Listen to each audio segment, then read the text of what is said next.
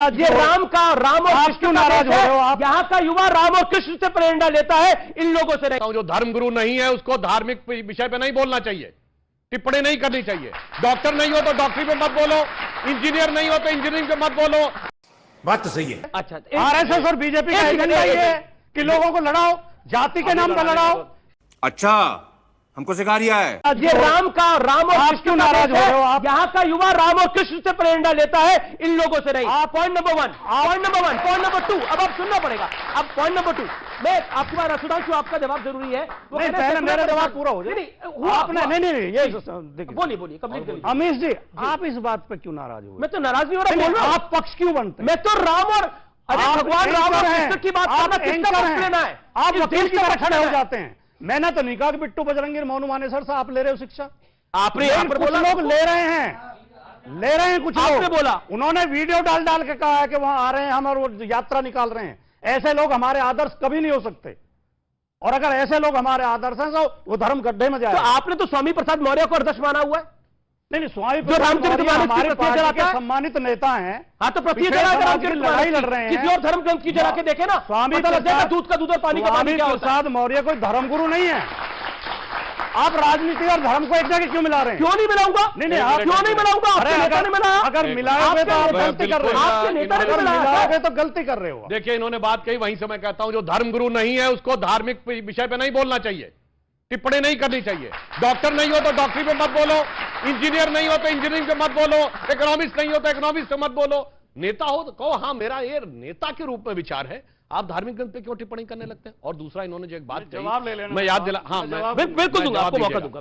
इन्होंने कहा 50 सेकंड, हाँ इन्होंने कहा कि मुरारी बापू की कथा में वो ये भी बोलते हैं। बिल्कुल, मैं कहना चाहता हूं, आप कितने मुस्लिम बताइए जो कि संस्कृत के श्लोक भी कोट करते हो? मैं बताता हूं, मगर जो कोट करने लगता है उस दिन सेकुलर कहते हैं मेरे से मतलब नहीं है भाई। आरिफ मोहम्मद खान साहब कितनी शानदार बातें कोट करते हैं। डॉक्टर एपीजे अब्दुल कलाम कहते थे कि मैं भगवत गीता पढ़ता हूं, तुरंत वो बाहर हो जाता है।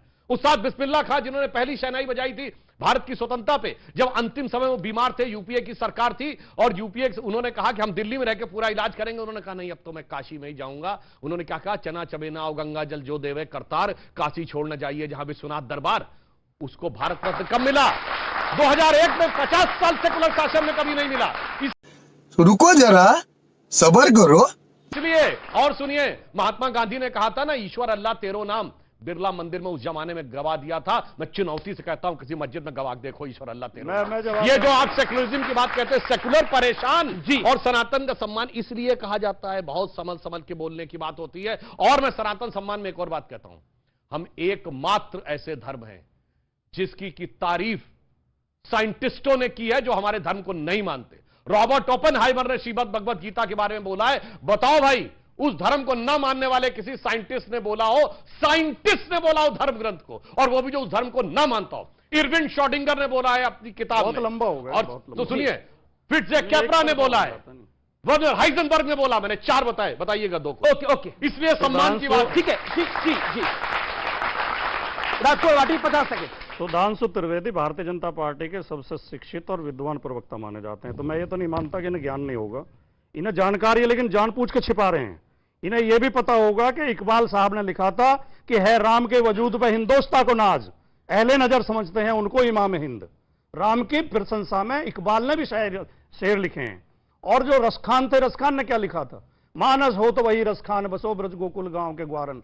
श्री कृष्ण की स्तुति में उन्होंने छंद लिखे हैं। आज तो ऐसा नहीं है कोई मुसलमान नहीं कहता, मुसलमान भी राम को मानते हैं, कृष्ण को भी मानते हैं, हिंदू भी मुसलमानों का सम्मान करते हैं। इसी से देश मजबूत होगा। ये जो लड़ाने की राजनीति है, ये जो अपने राजनीतिक स्वार्थ के लिए घृणा फैलाई जाती है, लड़ाई कराई जाती है, एक मिनट, कौन फैलाता है आपको नहीं पता? आप बता दीजिए। आरएसएस और बीजेपी फैलाती है। अच्छा, आरएसएस और बीजेपी का एजेंडा ये है कि लोगों को लड़ाओ, जाति के नाम पर लड़ाओ। ये जो यहाँ का झगड़ा मेवात का किसने शुरू किया? आरएसएस ने शुरू किया। आपने बोला राजस्थान में जो गुर्जर मीणा लड़ाई, किसने लड़ाई? आपने आरएसएस में लड़ाई। आज अगर मणिपुर में अगर मेहते और कुकी लड़ रहे हैं, किसके लड़ाई हुए? बीजेपी के लड़ाई हुए। आरएसएस और बीजेपी हमारे साथ दंगे कराती है। आरएसएस और बीजेपी लड़ाती है। एक मुझे, अच्छा ठीक है, मुझे एक लाइन में बोलना चाहता हूं, क्योंकि जनाब ने बोला कि आरएसएस और बीजेपी लड़ा रही है।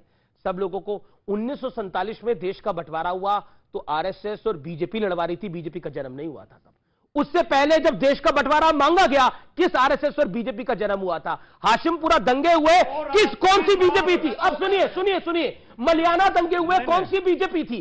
कई सारे सवाल है सर, आप डूब जाइएगा, जवाब नहीं आ पाएंगे। सुधांशु त्रिवेदी, देखिए, दो राष्ट्र का सिद्धांत आरएसएस और हिंदू महासभा ने दिया था, झूठ बोल रहा है। सावरकर ने दिया था, जिन्ना ने बाद में मांग की थी 2 राष्ट्र की। यहां पर तो बड़ा प्यार मोहब्बत है जी। पहले इन्होंने एक बड़ी अच्छी बात कही, भी दूध का दूध पानी का पानी हो जाता है। इन्होंने नाम लिया रस खान का। उनका नाम था सैयद इब्राहिम रस खान, बहुत बड़े कृष्ण भक्त कवि थे। और जिस इन्होंने कविता बोली वो थी कि रस खान कह रहे हैं कि मानुष हो तो वही रस खान, यानी मेरा अगला जन्म मनुष्य के रूप में हो। तो रस खान क्या करे, क्या बनूं? बसों ब्रज गोकुल गांव के ग्वारन, गोकुल में ग्वाल बालों के बीच में। जो पशु हो तो कहा बस मेरो, पशु के रूप में दूसरा जन्म हो। चरो नित नंद की धेनु बजारन, तो गाय बनूं नंद बाबा के। और पाहन हो तो वही गिरी को, पत्थर बनूं जो धर्यो कर छत्र पुरंदर धारन, गोवर्धन पर्वत पे। और जो खग हो तो बसेरो करो, कहूं कालिंदी कूल कदम की डारन, यानी पक्षी बनूं तो उस कदम के वृक्ष पर जिसके नीचे भगवान कृष्ण मुरली बजाते थे। मैं पूछना चाहता हूं, अगला जन्म मानने वाला व्यक्ति जो कहे कृष्ण भक्त के रूप में अगला जन्म लूं, इस्लाम के हिसाब से सही है कि खारिज? अभी दूध का दूध पानी का चालाकी है, दूध का दूध पानी का पानी। आज फतवा जारी हो जाता, खान पर फतवा जारी हो जाता। अच्छी बातें भी नहीं बचेंगी। इसीलिए मैंने कहा अमीश जी, रसखान ने तो शेष महेश दिनेश गणेश महेश जाय निरंतर गाँव है। रसखान ने तो ये भी कहा, और सुनिए उसके आगे क्या ये अनादि अनंत अखंड जाय अनादि अखंड अछेद अभेद सुभेद बताइए। वेद अनादि उनका क्यों जवाब मांग रहे हो? रसखान का बात करो, जवाब मांग रहे हो?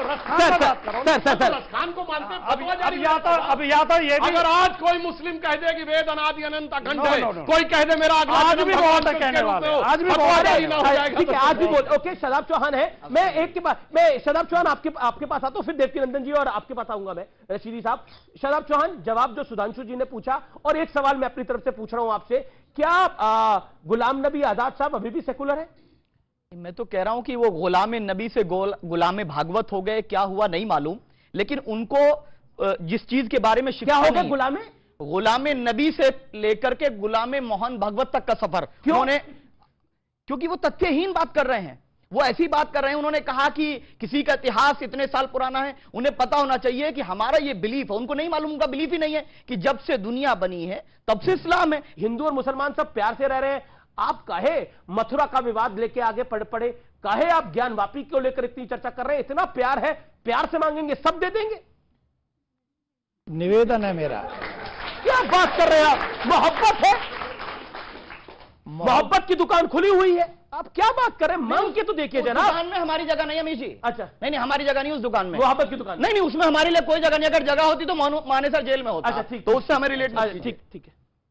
ये जो भाई साहब हैं जिन्होंने काली जैकेट पहनी है, मैं नाम नहीं, शदाब चौहान साहब, हम चौहान साहब कहेंगे, प्यार की बात है। चौहान साहब से हम एक निवेदन कर रहे हैं।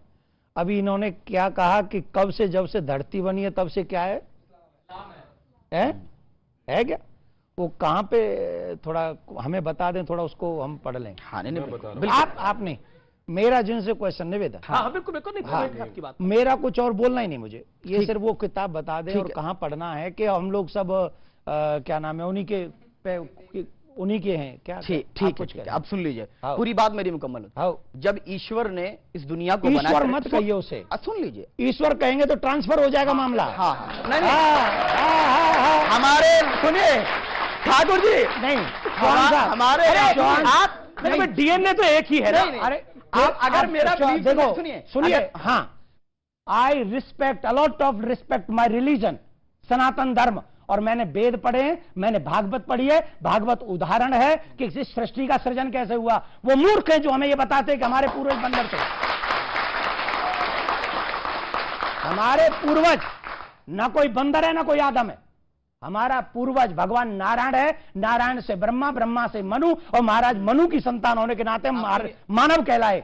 इसलिए हमारे इस पूरे गणित में डीएनए एक होगा, आपने बीच में चेंज किया होगा कुछ, हमारा डीएनए नारायण से चल रहा है और आज तक वही है।